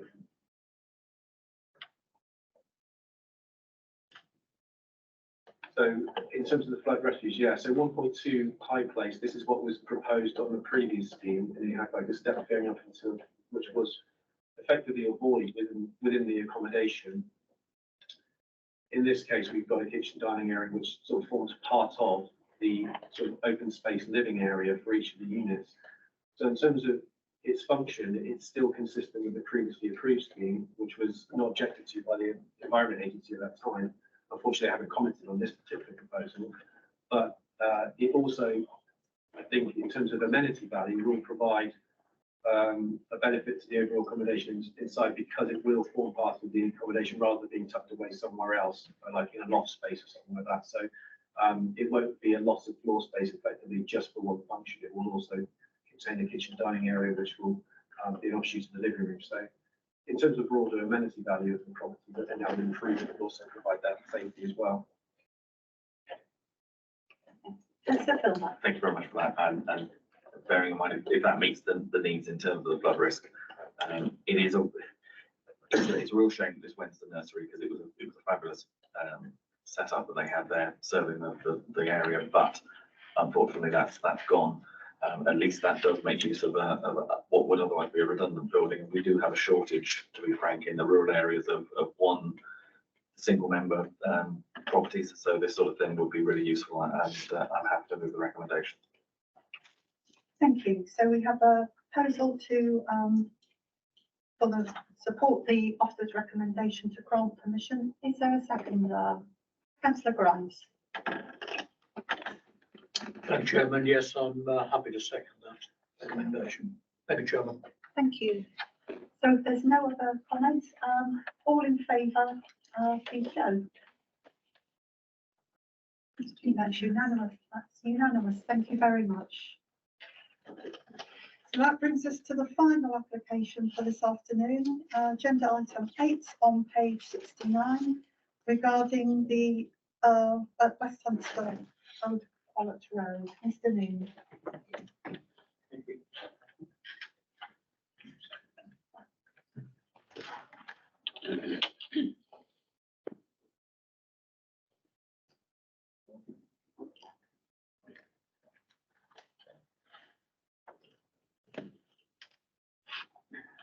Thank you.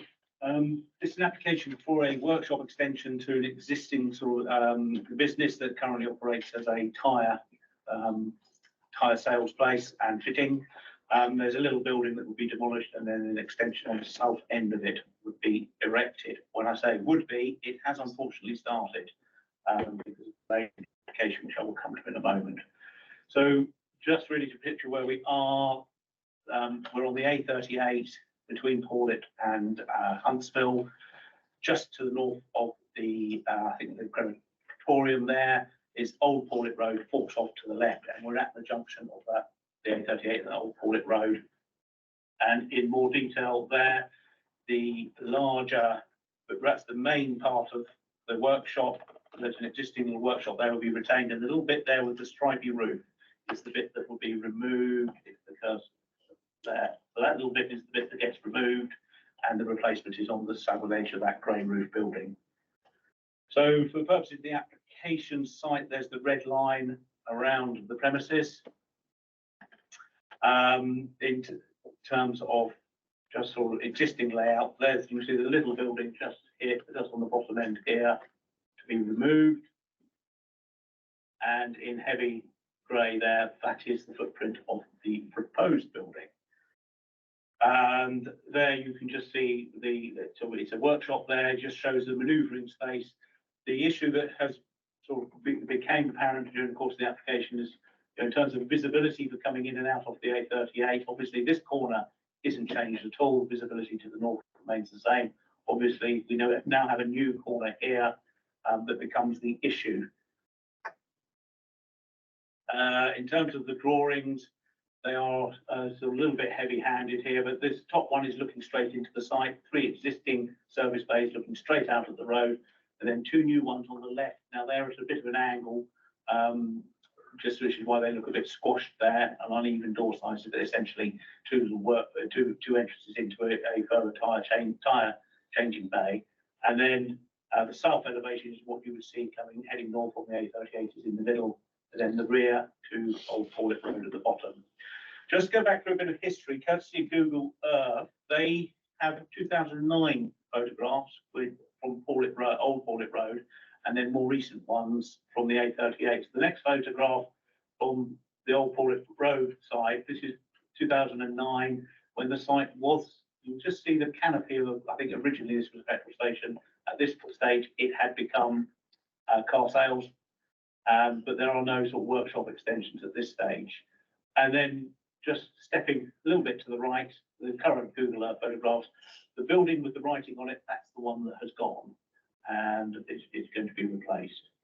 So that's sort of the arrangement of the 3 little work bays facing the road, then the building to be removed there. So that's just what's gone. You can see there behind the scaffolding, works have started. We got quite well advanced with this scheme, and it was on its way to committee, but there was an issue came up that building there there was concern raised that it would be built partially on the highway. There was an issue there. Some works historically part of the site may have affected the highway, so we just got them to do the notification to the highway department to say some of this development may affect your land.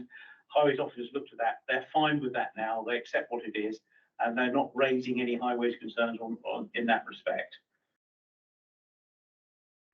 They're just looking off the 2 little existing bays on the right there, and there's the building just going up there. And you can see it's up to quite a height, but you know, works have sort of essentially ground for a bit of a hold whilst this is now finalised. You can see there, this is a photograph taken just to show the visibility looking south, approximately, you know, sort of 2 metres or so back from the carriageway edge. As you can see, that corner of that building is an even in shot there, so you know, it's not impinging on the visibility to the south. And then looking to the north, that is what it is. It's unaffected by this application. There's probably an issue with that hedge you can see just around the corner.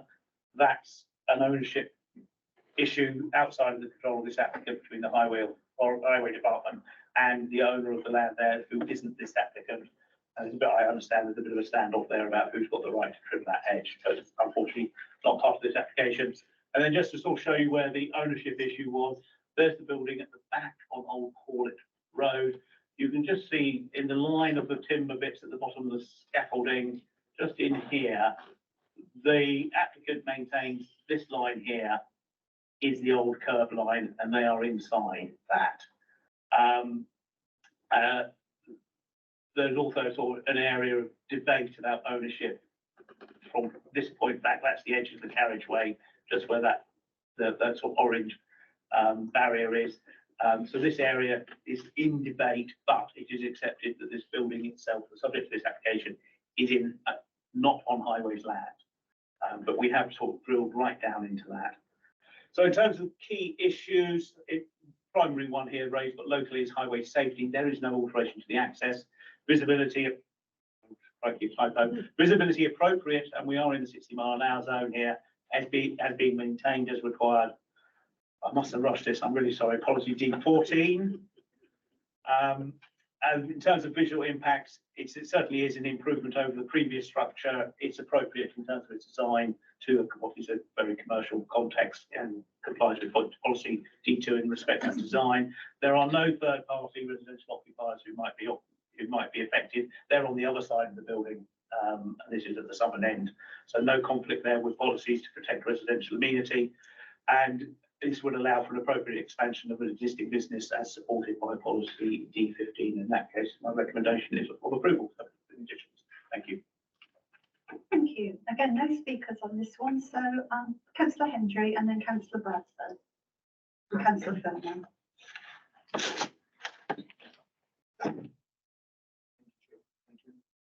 I'm not quite sure whether there was any concern about this in the first place. Absolutely. I know there's a little bit of contention about the land at the back. Highways have dealt with that. They seem okay with it. If it's okay for highways, it's okay for me. There is to the south of that, on the same side, a dog tree field, as I recall, and on the other side, there's a thing called a wood pile, which is also a business. This won't generate any more traffic at all on that piece of road, on that piece of land. Absolutely nothing at all. Or not any substance anyway. I just do not understand why there's any concern at all that hasn't already been ironed out. So at this minute in time, I'm all in favour. Thank you, Chair. Thank you. Councillor Bradford. Thank you, Madam Chairman. Adrian, the speed limit on that bit of road. You say 60? Yes, that's correct. I wish I had it been. I remember I got stopped up too many years ago. Actually got me in the cameras got in the hybrid market one Monday morning very early. I didn't think it was working, but it was, and I had a summons, but I'm surprised you said 60. So really, there's not much to discuss, really, is there? And I've seen this place grow and grow and grow in a period of time. I've been local, and I'm always very wary of that area now because I'm not sure the cameras do work or not. They do work a bit further in towards the crossways in. They caught me there as well. How fast were you going? Right? Only just over, nothing erratic, just, just coasting along, right? You're on it. I think we're veering off planning considerations. Thank you for that. I'll second the application. We haven't had a proposal yet. I'm going to propose it. Thank you. Thank you. Okay, Councillor Filmer. Thank you again. As the previous speakers, pleased to see that we've got a business here that's managing to expand and improve itself. The question I wanted to ask though, is bearing in mind the concerns that are raised about visibility, should we not have some sort of condition on there restricting anything going in front of the building? I noticed in the photographs there's a big pile of tyres which are actually starting to impinge on the visibility display. So it might just be sensible to have something to condition that the display isn't obstructed. Thank you. I think that's a very, very, very helpful suggestion. Thank you very much. We can certainly condition that. So additional conditions say that no item shall be sighted or stored or whatever within the visibility display shown on that drawing there. Yeah, no problem. Condition number 4. If the proposer's happy to take that, I'm happy to second it. Thank you. Councillor Bradford, are you happy with that additional condition? I'm very happy. Thank you. Okay, so we have Councillor Martin. Just to follow on from Councillor Filmer, could we include advertising signage and whatnot on that side of the road? Yeah, I think a well-drafted condition will prevent sort of citing of this, that or the other. There is already, unhelpfully, yeah, so you've got the, I think that's probably just a marginal there, depending on how far back you are. But there, that we can't remove the rights for anything that's already there. But anything additional, so including temporary signage or anything like that, we can craft a condition and agree that with yourself and chair prior to issuing. Thank you. Thank you. So are you both happy for us to agree the wording with officers to add to the conditions attached? So all those in favour to grant permission with the additional, sorry. Oh, I'm sorry. Councillor Bradford? No, nothing. No, well, they both happy. Yeah. Oh, there's no, somebody I there. thought I I'm sorry. I'm always happy. Okay, Sorry, I didn't see, I apologise. Coming to the end of the meeting, aren't we? Right, so all in favour, please show. I think Alan's getting tired. Unanimous. Thank you, members. That brings us to the end of the planning applications, but the next item is for information, planning appeals received, decided, enforcement appeals on the agenda. We have a small break, Madam Chairman. Oh, yes, of course, yeah, corporate break for 5 minutes. Might be lovely.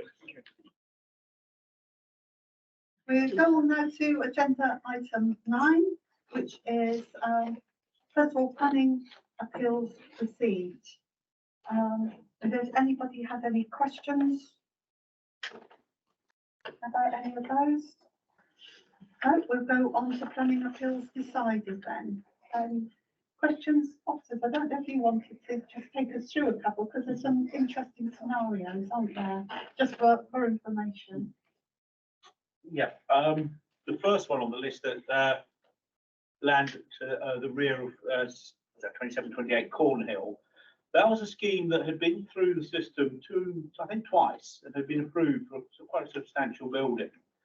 Property next door, after the last permission lapsed, had installed solar panels and was going to have a sort of great big 4-storey building immediately to the south of their solar panels, effectively rendering them sort of, well, not redundant, but I suspect to a situation whereby they wouldn't have put them on the panels if this building had been built. We felt that was an issue that needed exploring, and we, Liam was the case officer. We went digging, we found some case law, been to judicial review, someone who had tried to, the planning authority, who had tried to ignore the panels in relation to an extension that was being proposed right next to them. And it was very clearly a material planning consideration. And we felt in this instance, it was such a grave impact as to make the scheme unacceptable. And the inspector agreed with us, which we thought was very useful, because we were referring to our climate change policies, and to a certain extent, sort of amenity issues, in that it would make the person next door so cross and angry and sort of wound up by it that it would spoil their enjoyment of their property. So I think that's quite a useful one. Just flags up that solar panels are a material consideration if you take away their sunlight. Adrian, can I just ask, sorry, these solar panels, they've updated them from what they were. You just had a house built next door to that, but it's all right. They've inserted the solar panels into the roof, so they don't get so apparent. Is that the same planning regulations to them as what would be the old open ones? No, I suspect that is just slightly different there, that in that if you're retrofitting solar panels to a roof, they inevitably stand up. If you don't re-roof the whole house, you put them on top of the existing roofing. If you're doing it from day one, yes, you probably design them in to be flush, but it's permitted development to put them on, retrofit them. So I think it's 15 centimetres are allowed to project above the plane of the roof if you retrofit them. These were a retrofit that someone had put on. So yeah, that's different really issue to what this application generated. So a modern one done well, more acceptable than the older model, really. If they're designed as part of the roof from day one, they can be flush fitted. I suspect it's probably quite expensive to do it like that, so not everyone will flush fit them from day one, but useful to know that that has happened. Right, okay, thank you. Councillor Bolt. Coming back to, I'm just thinking about the implications of this overshadowing. If somebody's got trees and they start to overshadow somebody that's put up panels, is it going to come down to the same thing? I'm thinking we've got quite a lot of problem, I think, up on somebody else's patch, that they've got a tree council owned and they keep on about you're letting it grow to the extent where it's blocking the panels. I suspect not, simply because trees don't generally need planning permission to grow, if you put it simply like that. Certainly, if it got to the stage where it was a conifer hedge, you might find yourself wrapped up in high hedge Let's just legislation, say that's different. but that's only conifer hedges, so a deciduous tree that's grown, yeah, you probably, there's nothing, no one can intervene on that, that will just be a neighbour matter to be resolved. So there's an estated case towards something like that. No, it's, yeah, it's only where you are considering the grant of planning permission that would have an effect. Just looking at the other one there, I don't know, question 13's. Well, I can briefly just touch on a couple of the other ones, because we had an appeal about, so we refused an advert application for an internally illuminated sign at 21 Old Taunton Road in Bridgewater.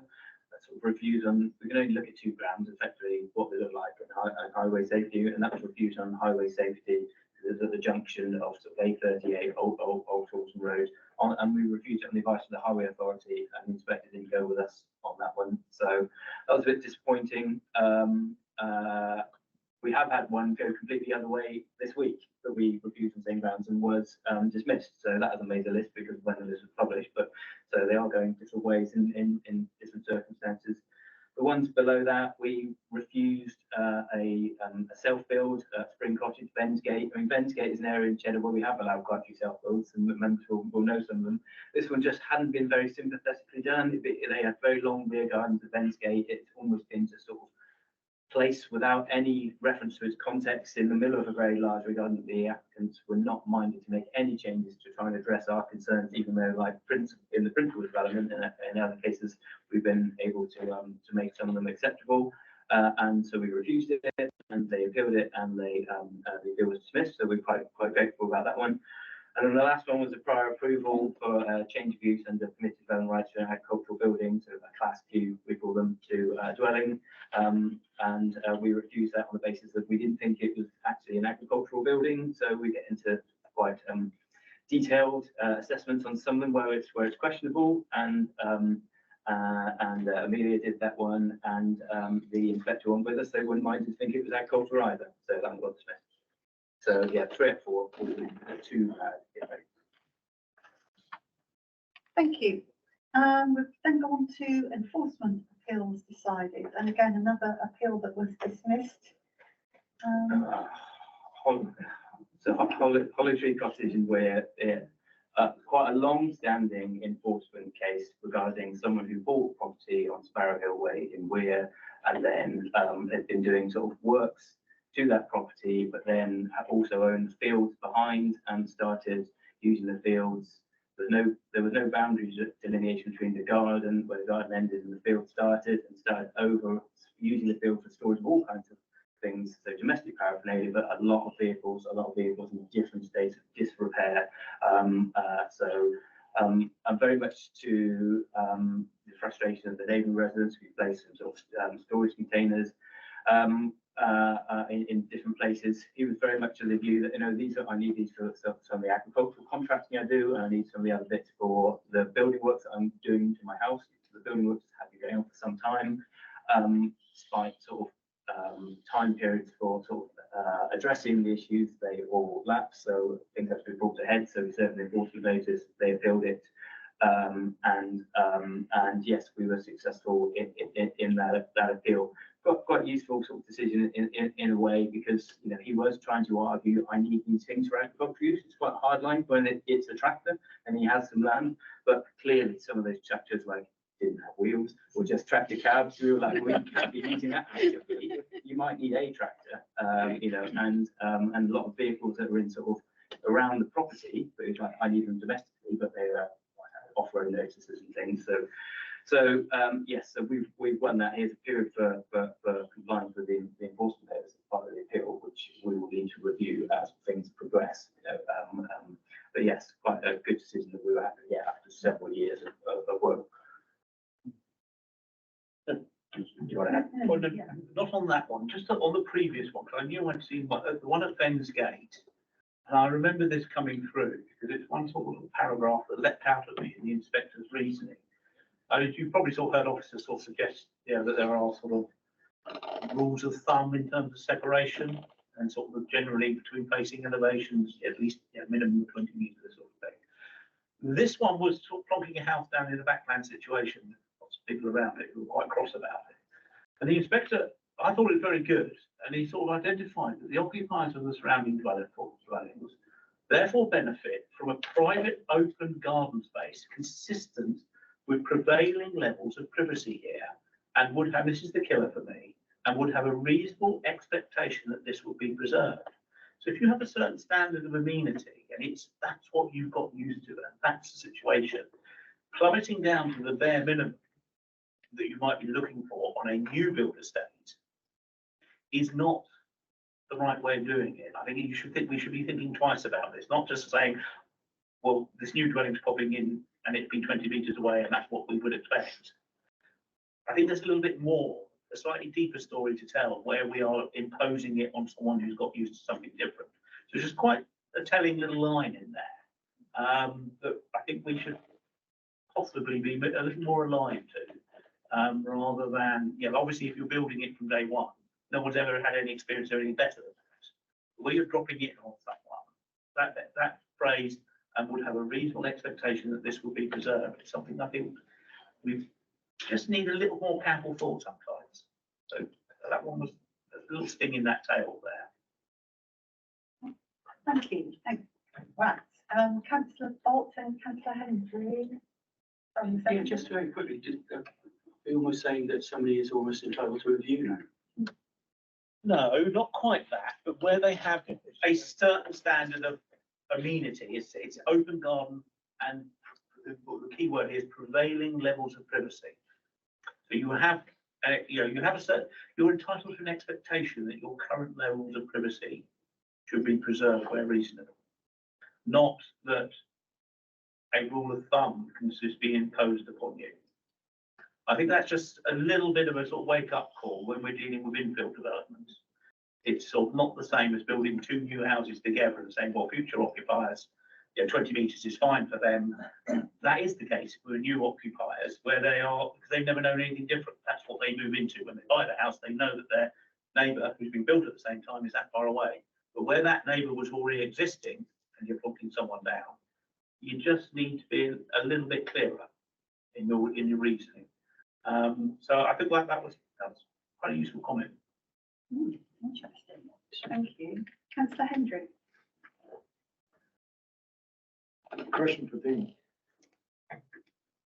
In the case of timescales, how long realistically, if you do an enforcement order, is a person going to comply with this? Like, for example, they've got vehicles there. The reason I ask you is, okay, bear with me. Sharon Howlett and me worked together on something nearly 2.5, 3 years ago in Burnham-on-Sea, in a place called Worston Lane. And the homeowner, most hideous looking house, it's actually with two shipping containers on top of each other, had a JCB that very clearly didn't work. Do you know what I mean, Tori? Yes. Yeah, you do, right? And the JCB parked in the front drive, well, it's not a drive, it's just ground, and it clearly didn't work for about a year. It never moved. And he also had a couple of old cars there that didn't move either. And the back garden was like something I was stepped to inside. Now, he had the enforcement order kind of served on him, but he was in Spain, England, Spain, so it was a bit difficult to get hold of him. However, I think she eventually did, and this was like 2.5 years ago.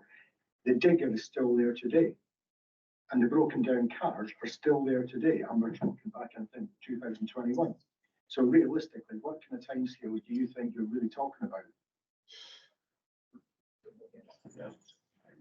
Yeah, so I'm just getting at the inspector's notice, because the inspector's notice will specify the time period for compliance. So I'm just going to look through what they.